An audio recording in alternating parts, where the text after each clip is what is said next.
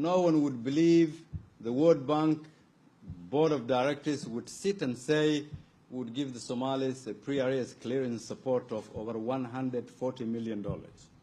A year and a half ago, no one would believe that the IMF would say the SMB3 seems to be such successful. Now we will need to start thinking of what we call an upper credit tranche. A year and a half ago, no one would think the business community would be paying the highest taxes they've ever paid, not because they want to alone, but because they have more trust in this government than any other government that came to shape this nation. A year and a half ago, no one would believe there would be a government with a clear plan and direction that understood defeating terrorism means that you should have inclusive politics that work. You should have an economic agenda that works. You should have legitimacy from your people through provisional services. That those who work for you should be paid when the month ends, that they do in Norway or in Brussels.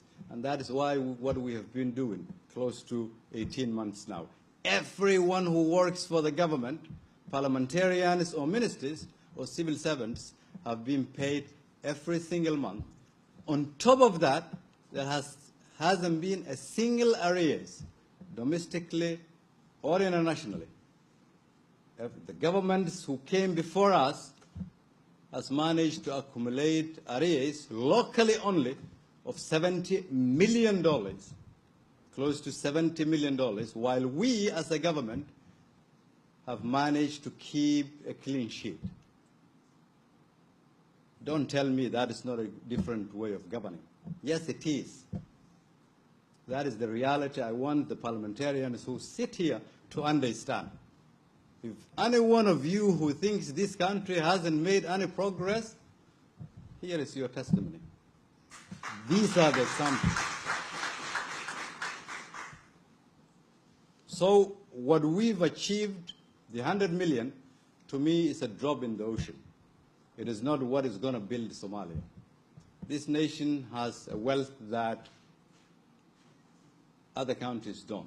Potential that has other countries don't.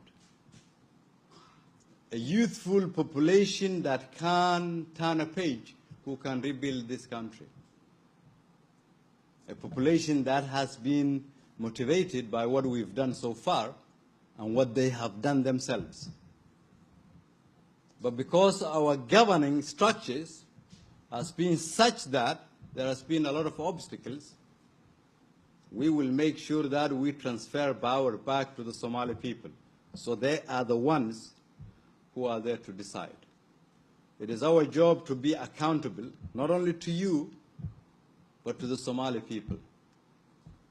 And the government, the president, and I will make sure that every penny you've given to this government will be accounted for.